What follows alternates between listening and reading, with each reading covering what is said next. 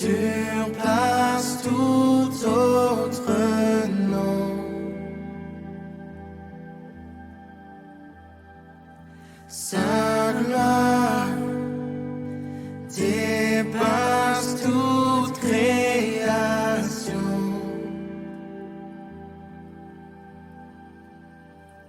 Son chant. C'est ce qu'on peut s'asseoir. Il faut apprécier l'onction. Il faut apprécier ce que Dieu est en train de faire avec un homme de Dieu. Et vous tous aussi, nous vous saluons au nom du Seigneur. Que Dieu vous bénisse. Si vous êtes d'accord, donnez-moi juste un amen sec. Amen. Et voilà. La grâce de Dieu et son impact sur l'Église. Je ne vais pas beaucoup prêcher, je vais plus enseigner. Vous voulez que j'enseigne ou bien je prêche? Je vais enseigner. Parce que l'Église est assise dans l'enseignement. Vous savez, lorsque une personne se comporte mal dans la société, les gens disent tu es mal éduqué. Ça veut dire quoi? On t'a mal enseigné. Ça veut dire que tout ce que tes parents t'ont donné comme enseignement là était des mauvais enseignements. Quand quelqu'un l'insulte mal éduqué, ça veut dire que tes parents n'ont pas fait un bon travail. Ça veut dire, vous savez, c'est parce que nous passons rapidement. Ça veut dire, depuis que tu étais petit là, tout ce qu'on donnait comme enseignement là, les parents ne t'ont pas bien éduqué. Je crois que c'est Churchill ou bien un des leaders qui avait dit, donnez-moi un enfant de 0 à 7 mois, je ferai de lui ce que je veux qu'il devienne. Quand Dieu demande à Moïse, il lui donne la loi. Il dit, ces lois, vous les inculquerez à vos enfants. Inculquer veut dire faire entrer des forces. Vous les inculquerez à vos enfants. Vous les mettrez sous les frontons de la maison. Vous les lierez à votre poignet. À la maison, vous les mettrez. Donc, on va les lire couramment. Quand on se réveille le matin, la loi est ici. Quand on se réveille le matin, la loi est là-bas. Donc, c'est la manière de faire entrer et lever les enfants selon la voie du Seigneur. Lorsqu'ils deviendront grands, ils ne s'en détourneront pas. Nous sommes tous les produits des enseignements que nous avons reçus hier. Le Seigneur Jésus dit aux disciples, méfiez-vous des levains des pharisiens. Les levains, comme vous le savez, c'est la levure. Comment savoir que dans cette pâte, il y a du levain? C'est lorsque la pâte va enfler. Le bon français, on ne dit pas la pâte gonfle, non. La pâte enfle. Vous regardez une pâte, vous voyez que la pâte est en train d'enfler. Alors on dit, il y a la présence de levure à l'intérieur. Si ça n'enfle pas, on dit qu'il n'y a pas de levure. Maintenant, quand le Seigneur dit, méfiez-vous des levains des pharisiens, ça veut dire, c'est un enseignement dont on reconnaît les résultats dans les vies des gens. Quand on regarde la manière dont les gens vivent, on dit, non, ça c'est l'enseignement qu'ils ont reçu. Les enseignements ont la puissance intrinsèque. Donc, sans se rendre compte, ça vous modèle, ça vous modifie, ça vous donne une forme. Toute écriture est inspirée de Dieu, utile pour enseigner, corriger, redresser, afin que l'homme de Dieu soit adapté. Dans une version, on dit soit adapté. De la même manière que je peux amener mon laptop dont la prise ne convient pas, je dois trouver un adaptateur. Donc nous devons être adaptés. Les enseignements de Dieu nous adaptent pour être utiles à Dieu ici sur la terre. C'est ainsi que là où il y a un enseignement vraiment donné d'une manière chronologique, avec révélation, les vies des gens finissent toujours par changer.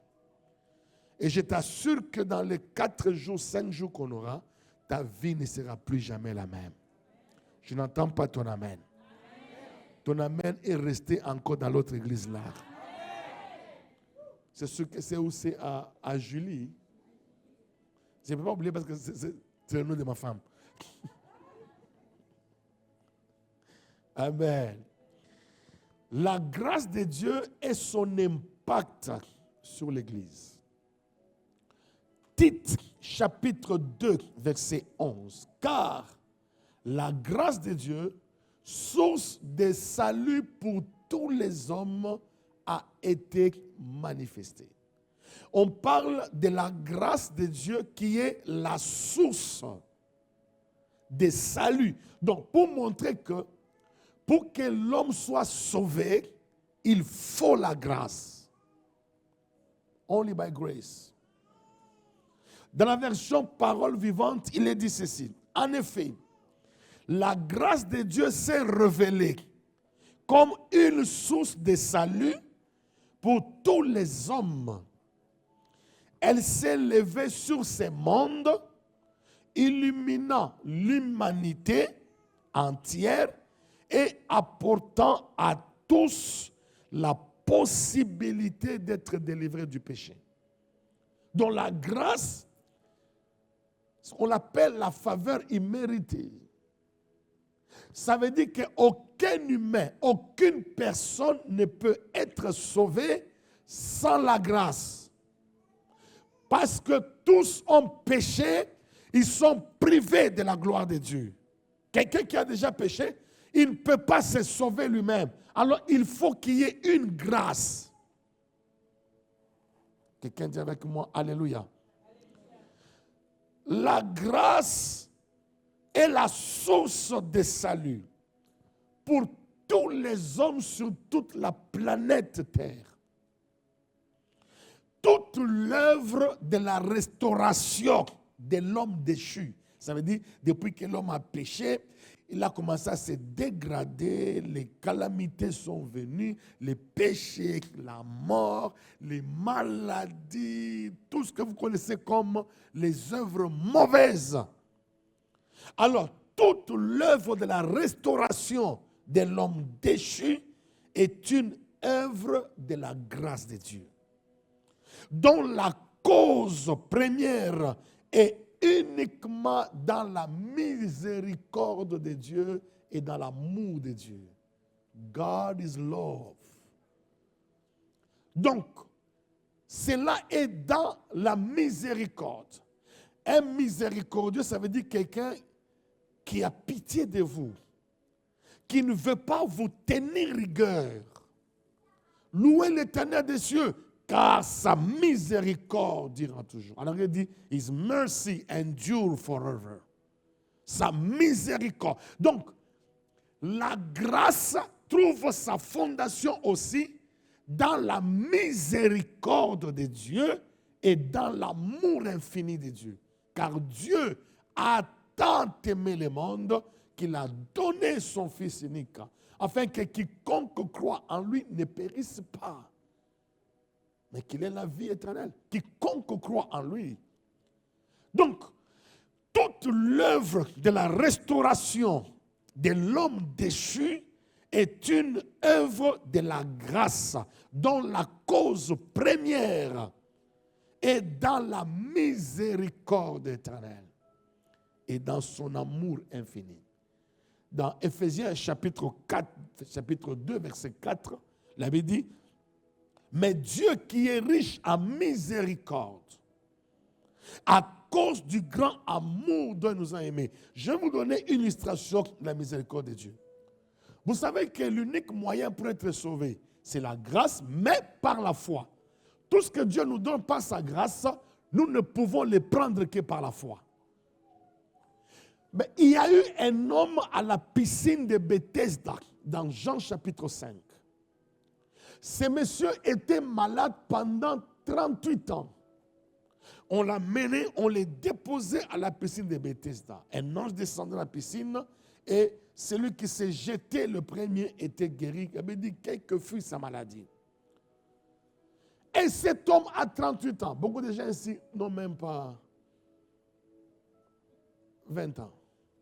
Mais le monsieur était malade pendant combien? 38 ans. On l'amène à la piscine de Bethesda comme d'habitude. On le met là-bas. Et la Bible dit ce jour-là, le Seigneur est passé par là. il pose la question à l'homme, veux-tu être guéri? Il dit, je n'ai personne pour me jeter dans l'eau, dans la piscine. Quand l'ange se manifeste, avant que moi je descende, déjà la première personne qui est partie. Vous voyez, l'unique moyen d'avoir accès au miracle, c'est la foi. Mais le Seigneur a utilisé maintenant la miséricorde. Il a eu pitié de lui. Il dit, lève-toi, prends ton lit, marche, rentre chez toi. Il prend son lit. Les gens lui disent, pourquoi tu as porté les jours du sabbat à Tabinomoko? Moi, je suis malade pendant 38 ans. Vous ne m'avez pas guéri. Un homme est venu, il a eu pitié de moi. Il m'a dit, prends ton lit, marche. Vous me posez la question, nous sommes le jour du sabbat, qui t'a ordonné de prendre les lits et de marcher? Il dit, c'est lui qui m'a guéri. Il m'a dit, prends ton lit, marche. Donc, le Seigneur a utilisé sa miséricorde et son amour qui sont la base de la grâce. Je prie que Dieu te fasse grâce au nom de Jésus. Tu n'entends pas ton amen. Le Seigneur a montré, je suis en train de poser d'abord la fondation. Le Seigneur a montré la puissance de la réalisation de la grâce de notre salut dans la personne et l'œuvre de Jésus-Christ. C'est là où le Seigneur a manifesté la puissance de la réalisation de la grâce. Bon, je vais pardonner ces gens, mais qu'est-ce que je dois faire? Alors, au moment où il introduit le Fils dans le monde, Jésus dit, tu n'as voulu ni sacrifier ni offrande, tu m'as formé un corps. J'accepte de porter les péchés de ces gens. Donc, il accepte de prendre les péchés. Ésaïe prophétise, Ésaïe 53 et le suivant, qui a cru à ce qui nous a été annoncé? Qui a reconnu le bras éternel? Il s'est levé comme une faible plante, comme un récepteur qui tord une tête desséchée. Son aspect n'avait rien pour nous perdre. L'homme de douleur, habitué à la souffrance, semblable à lui, on s'est donné le visage. Il était blessé pour nos péchés, brisé pour nos iniquités. Le châtiment qui nous donne la paix est tombé sur lui, et c'est par ses blessures que nous sommes sauvés. Donc, quelqu'un qui accepte de prendre ma place, moi je suis pécheur, il dit, ok, moi j'ai le droit de rachat. Je suis un Goël Adam. Alors, comme c'est mon proche parent, comme les enfants participent au sang et à la chair, Christ aussi devait porter le corps humain. Frère, vous savez que si Jésus avait péché seulement, il n'allait pas rentrer au ciel. Regardez les risques qu'il a pris. Accepter de porter le corps humain, ayant été tenté en toutes choses. Quand on dit en toutes choses, c'est en toutes choses, il n'a pas commis de péché. Donc, il suffisait qu'il pêche seulement un peu, qu'il mente, qu'il fasse quoi que ce soit, il ne rentre pas au ciel. Il est allé, il a accepté comme un agneau qu'on amène à la boucherie devant ceux qui le tondent. Il n'a pas ouvert sa bouche. Il était blessé pour nos péchés, brisé pour nos iniquités. C'est là où Dieu a réalisé la puissance de la grâce de Dieu. Et puis il prend nos péchés sur la croix. Dans 2 Corinthiens 5, versets 17, 18, 19, là, on dit, il s'est fait pécher. Il est devenu péché. Or, les péchés nous séparent d'avec Dieu. Et comme il n'avait pas commis de péché, c'est pourquoi la mort ne pouvait pas le retenir. Il a été mis à mort quant à la chair, ramené à la vie quant à l'esprit. Et le salut a été déclaré accompli. Et nous tous qui croyons à l'œuvre de la croix, en disant à Dieu, oui, j'accepte Jésus comme mon sauveur, mon Seigneur personnel, le péché est ôté. Parce que la réalisation de la grâce a été manifestée dans la personne de Jésus et dans l'œuvre de la croix. Quelqu'un dit avec moi, Christ a pris mes péchés. Christ a pris mes maladies. Il a pris ma souffrance. Je refuse de souffrir 2 fois. Naoum 1, 9 dit, que méditez-vous contre l'Éternel, celui qui détruit vos ennemis, et la détresse ne paraîtra plus 2 fois. La souffrance ne paraîtra plus 2 fois. Pourquoi 2 fois? La première fois, c'est quand? C'est quand Christ a accepté de porter cette souffrance. Alors, deuxième fois, c'est comme si on te demande d'être puni pour une même cause dont tu as été puni. Or, il était blessé pour nos péchés, brisé pour nos iniquités. Si nous comprenons la puissance de la grâce de Dieu, nous allons tomber à genoux et adorer le Seigneur. On va dire à Jésus 1 million de fois merci. C'est pourquoi les mots merci et les mots grâce sont de la même racine. Merci, ça veut dire charis. Non. Grâce, ça veut dire charis. Merci, ça veut dire eucharisto. Donc ça veut dire, quand je dis merci à Dieu, je retiens la grâce de Dieu dans ma vie. C'est pourquoi Hébreux chapitre 12, 28, ayant reçu un royaume inébranlable, retenons, montrons notre reconnaissance. Darby dit, retenons la grâce.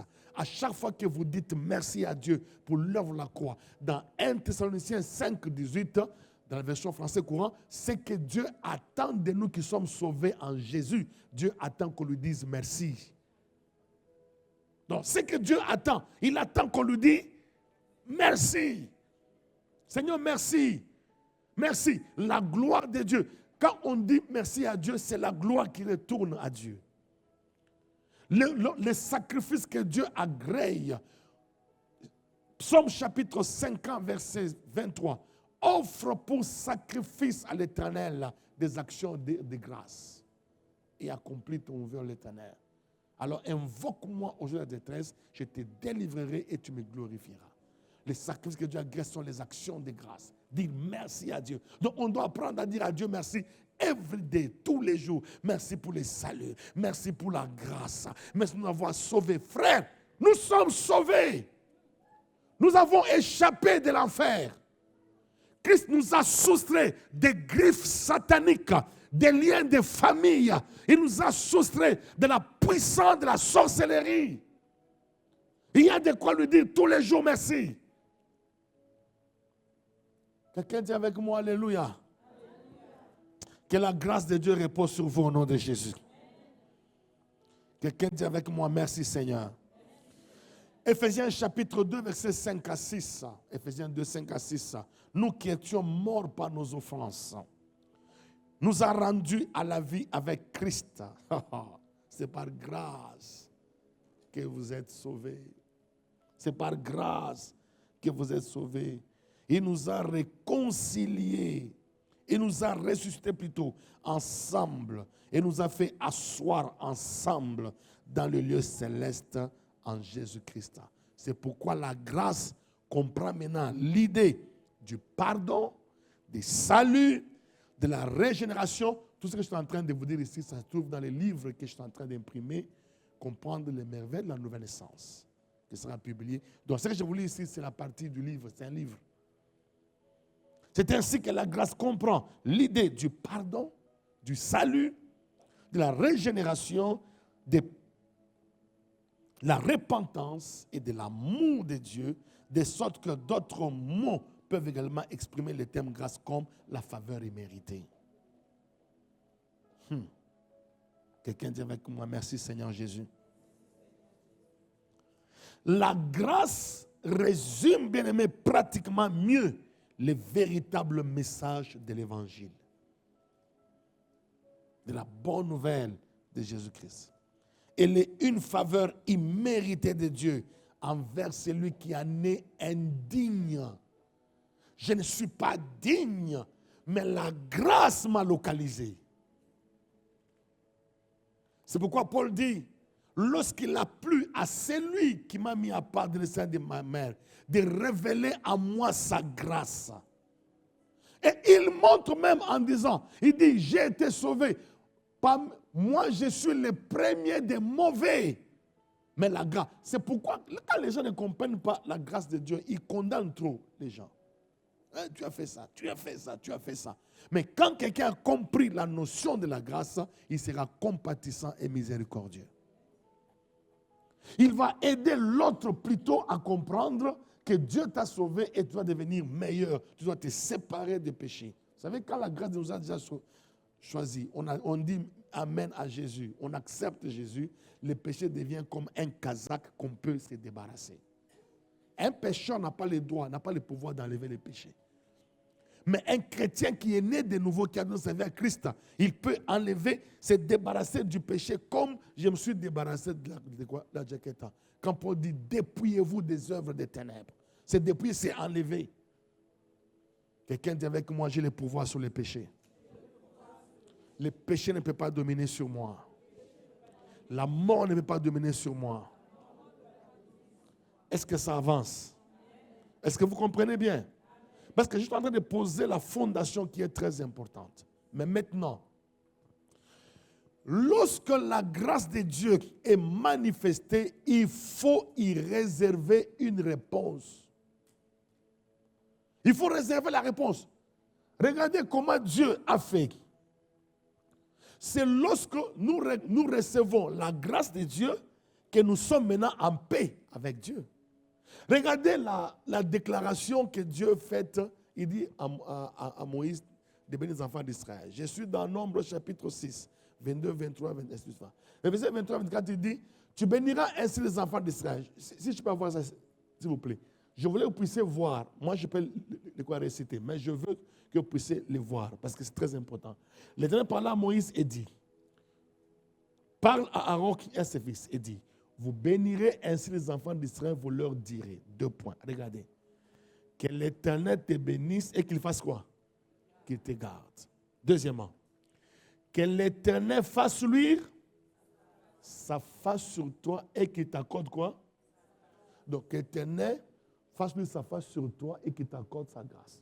Deuxièmement, que l'Éternel tourne sa face vers toi et qu'il te donne dans la grâce, la manière dont Dieu nous regarde.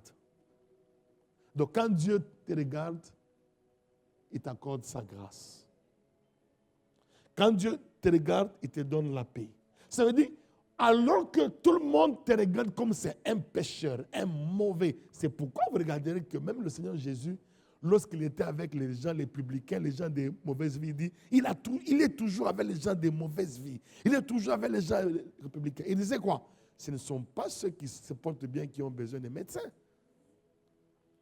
Parce qu'il devait montrer aux gens que la grâce est arrivée, c'est la manière dont je vous regarde. Pendant que les hommes vous disent que vous êtes des méchants, vous êtes des pécheurs, mais moi je vous regarde avec un œil de miséricorde. Waouh! Quelqu'un dit avec moi, Alléluia. On a amené une femme surprise en flagrant délit d'adultère. On dit, selon la loi de Moïse, une telle femme doit être lapidée. Mais toi, tu dis quoi? Écoutez la réponse. Il écrit d'abord, il dit, vous vous êtes trompé d'adresse. La grâce est venue. Vous voulez encore condamner cette femme avec la loi? Que celui qui d'entre vous n'a jamais jeté. C'est comme pour dire, vous le faites tous les jours ici dans vos maisons. C'est parce qu'on ne vous attrape pas. Alors, si l'un de vous n'a jamais connu ce péché, qu'il jette la pierre. La Bible dit, accusés par leur conscience. Ils ont commencé à partir du plus grand jusqu'au plus petit. Femme, où sont tous ceux qui étaient condamnés?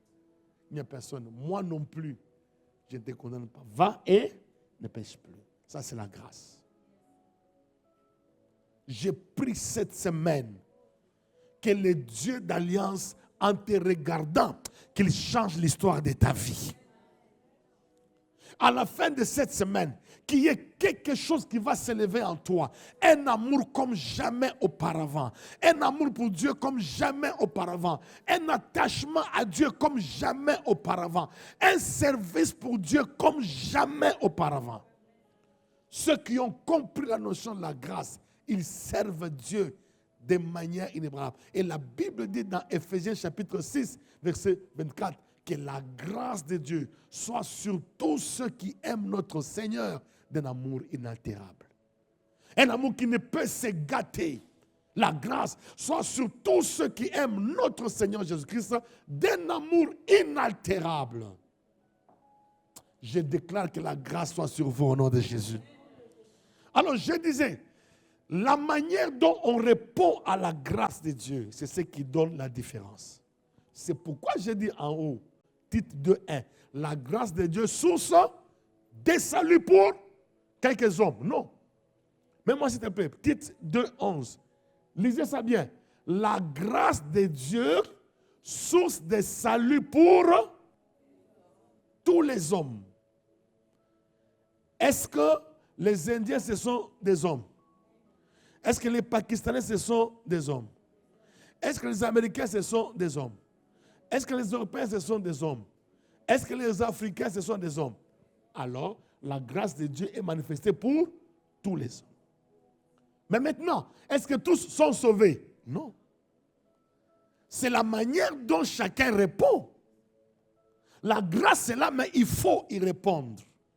Il faut donner une réponse.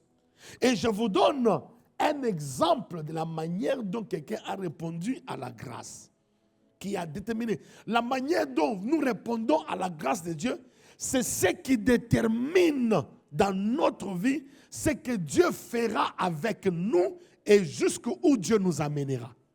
Ceux qui ont fait des exploits avec Dieu, ce sont des gens qui ont répondu à la grâce de Dieu. Ils ont répondu comment? Et ce sont les gens qui ont été distingués sur la terre. Waouh! Quelqu'un dit avec moi, je dois donner une réponse. Et moi, je suis venu pendant ce festival. Tout ce que je vous enseigne, c'est des réponses à la grâce de Dieu. Quelles sont les réponses que vous donnez à Dieu, que vous donnez à la grâce de Dieu? C'est ça qui vous distingue sur la terre.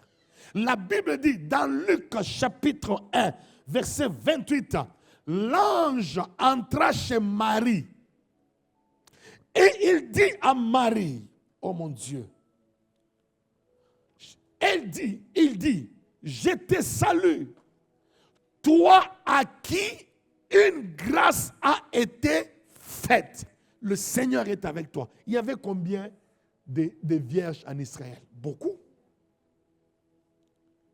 Qui appartenaient à la famille de David. Elles étaient nombreuses. Mais la grâce est en train de passer, est allée localiser Marie. Maintenant, Marie, j'ai pris cette semaine que la grâce de Dieu te localise. Partout où tu iras, même si les gens sont partis avant toi, mais avant de signer le contrat, on attendra jusqu'à ce que toi tu arrives. On ne peut pas faire quoi que ce soit. La loi ne peut pas changer tant que toi tu n'as pas encore eu gain de cause. S'il faut que la loi change pour que toi tu gagnes, Dieu fera changer la loi. Quelqu'un dit avec moi, la grâce de Dieu me localise. Marie, après avoir entendu la localisation de la grâce, elle a répondu. Donnez-moi Luc 1, 38. Maintenant, elle a répondu à la grâce. La grâce l'a localisée et elle a répondu. Est-ce qu'on peut dire ensemble? On peut lire ensemble. 1, 2, 3, go, come on. Marie dit, je suis la servante du Seigneur, qu'il me soit fait selon ta parole, et l'ange la quitta. Donc, quand la grâce vous localise, vous devez y réserver une réponse. Soit vous refusez, elle s'envole comme un oiseau, elle repart chercher quelqu'un d'autre. Soit vous dites, je suis le serviteur de Dieu, je suis la servante de Dieu, qui me soit fait selon ta volonté. Et voilà maintenant les résultats que la grâce a eu. Luc 1, 45. Luc 1, 45. Il dit quoi? On va lire ensemble. Nous sommes dans l'enseignement, non? Lisons ensemble. 1, 2, 3, go, come on. Heureuse celle qui a cru, parce que les choses qui lui ont été dites de la part du Seigneur auront leur accomplissement. Vous savez, Dieu peut vous dire, sœur telle, je ferai de toi telle chose. Tu seras grand, tu seras ministre, tu seras un homme d'affaires, tu seras béni, un grand prédicateur. C'est la grâce de Dieu qui t'a localisé. Maintenant, c'est la réponse que tu donneras à la grâce qui permettra à Dieu d'accomplir. Quelle est la réponse que tu donnes à la grâce? C'est ça qui va maintenant te distinguer. J'appelle appelle ce festival le festival de la distinction. Si les autres ont échoué, toi tu réussiras. Là où les autres ont dit que c'était difficile, pour toi ça sera facile. Parce que tu répondras à la grâce de Dieu et cela va te distinguer. Quelqu'un dit que moi je ne peux pas échouer. Parce que je réponds à la grâce de Dieu. Oh mon Dieu. Est-ce que je peux aller en profondeur? Je parle maintenant d'Israël. Israël a trouvé aussi grâce à Dieu. Israël, c'est un peuple, Dieu lui dit ceci. Balance-moi, s'il te plaît. Deutéronome chapitre 7, versets 6 à 8. Dieu dit ceci. Car tu es un peuple saint pour l'Éternel ton Dieu. L'Éternel ton Dieu t'a choisi pour que tu fasses un peuple qui lui appartient entre tous les peuples qui sont sur la face de la terre. Ce n'est point parce que vous surpassez. Vous voyez, c'est ça la grâce. Donc, ce n'est pas parce que tu dépasses les autres. Dieu m'a fait la grâce de prêcher. Mais pourtant, quand Dieu est venu me dire que tu vas prêcher, j'étais bègue. J'ai bégayé. Ah ben. Ah ben. Mais la grâce me dit, tu vas prêcher l'évangile. Est-ce que Dieu a manqué les gens qui parlaient bien? Regardez, Dieu a besoin d'un prophète. Pénina a mis au monde des enfants. Pourquoi tu n'as pas pris un prophète là-bas? Il faut chercher une femme là qui n'a pas encore mis au monde. J'ai pris pour quelqu'un ce soir. La chose qui t'a résisté longtemps là, c'est parce que la grâce de Dieu t'a localisé. Et je déclare sur quelqu'un, cette semaine ici, tu verras la manifestation de la grâce de Dieu. Tu vas te marier, un mariage glorieux. Tu auras des enfants. Tu vas voir la gloire de Dieu accompagner ta famille. Si tu crois en cela, donne-moi un amen bien glorieux. Quelqu'un dit avec moi, ça c'est pour moi, je prends. Qu'il en soit ainsi comme tu l'as cru. En croyant, c'est déjà la grâce que tu attires. Oh mon Dieu. Écoutez-moi bien aimé, rien n'est impossible à Dieu. Quand la grâce vous localise, l'impossible devient possible. Parce que Marie a dit, comment cela s'accomplira-t-il? Je ne connais pas d'homme. Maman, ce n'est pas ton problème. La grâce t'a seulement localisé. La puissance du Très-Haut te couvrira de son ombre. C'est ainsi que l'enfant qui naîtra sera appelé fils de Dieu. I pray. Je prie et je décrète sur toi qui m'entends. La manière dont tu sers le Seigneur, la manière dont tu aimes le Seigneur, la grâce de Dieu t'a localisé. Ce qui était impossible, je le déclare possible au nom de Jésus-Christ. Ce que l'ennemi avait lié, je le déclare délié au nom de Jésus-Christ. Quelqu'un dit avec moi, je crois au miracle. Mets-toi debout, tu vas dire avec moi 12 fois, je crois au miracle. Come on, je crois au miracle. Je crois au miracle. Je crois au miracle. Je crois au miracle. Je crois au miracle. Je crois au miracle. Je crois au miracle. Je crois au miracle. Je crois au miracle. Je crois au miracle. Je crois au miracle. Et 12 ans, je crois au miracle. Alléluia. Tu vas dire avec moi 3 fois, je crois au surnaturel. Je crois au surnaturel. Je crois au surnaturel. Et je crois au surnaturel. Regarde ton frère, dis-lui, cette semaine, le surnaturel arrive dans ta vie. Pose la question, est-ce que tu crois vraiment? Est-ce que tu crois vraiment? Cela va arriver, cela va arriver, cela va arriver. Je te dis, cela va arriver, cela va arriver. Je te dis, cela va arriver. Oh mon Dieu. Vous savez, à l'église, nous avons une sœur, veuillez vous asseoir s'il vous plaît. Nous avons une sœur qui n'a pas dit à son mari qu'on a coupé ses trompes. Son mari ne savait pas.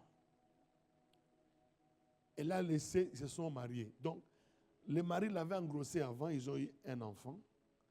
Et puis, le temps qu'on puisse s'entendre et puis on a enlevé les trompes. Et c'est d'ici, j'ai dit au mari, il va refuser le mariage. Et nous sommes en train de parler sur le surnaturel. Un jour, elle tombe grosse, sans trompe. Elle a mis au monde un enfant. À qui je donne le nom de Joyce.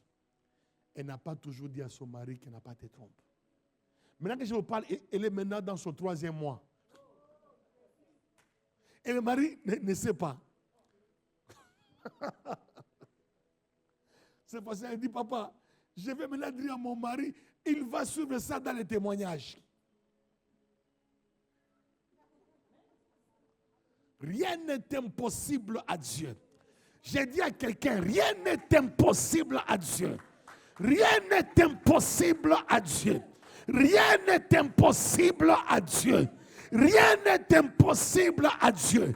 Rien n'est impossible à Dieu. Frère, en un jour, on va acheter ces bâtiments. Je ne sais pas si quelqu'un comprend ce que je suis en train de dire là. En un jour, quelqu'un viendra comme ça, pasteur. Dieu a ouvert le ciel là. Il y a une dîme de 1 million d'euros qui est là. Prends cela. Frère, rien n'est impossible à Dieu. Rien n'est impossible à Dieu. Rien n'est impossible à Dieu. Rien n'est impossible à Dieu. Recevez votre miracle au nom de Jésus. J'ai dit, recevez votre miracle au nom de Jésus. Avant de venir ici, le même dimanche là, j'ai passé la journée comme on était à Kinkole. Le soir avant d'aller à l'aéroport, comme là-bas, il y a une de passer là-bas, j'ai dit, je vais manger là-bas. J'ai trouvé l'une de ces filles qui est en train de terminer en licence. Cette fille, elle n'était pas intelligente. Elle fait toujours 36%, 20%.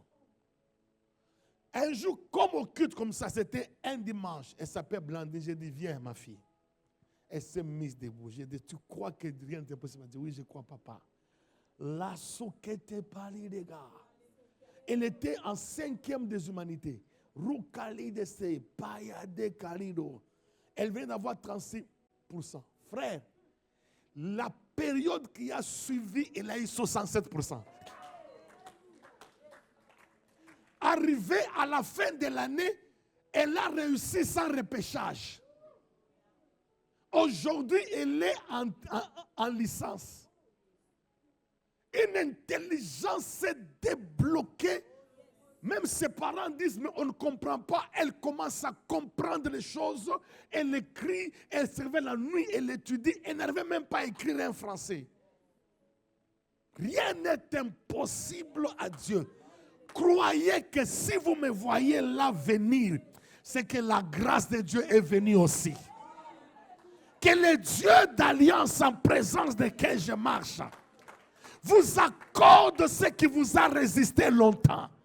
Même à partir de ce soir, que vous recevez de bonnes nouvelles, à partir de ce soir, qu'on vous appelle pour une bonne nouvelle, à partir de ce soir, que cette maladie disparaisse, à partir de ce soir, que ce trouble-là s'arrête. Je l'annonce au nom de Jésus-Christ. Au nom de Jésus-Christ, recevez votre miracle, recevez votre surnaturel. Je vais te laisser un peu, au moins pendant 1 minute. Prie de tout ton cœur. Dis à Dieu, j'ai besoin de surnaturel. Frère, augmente-moi un peu cette musique-là. Récocita. Prie de tout ton cœur. Prie de toute ton âme. Sa gloire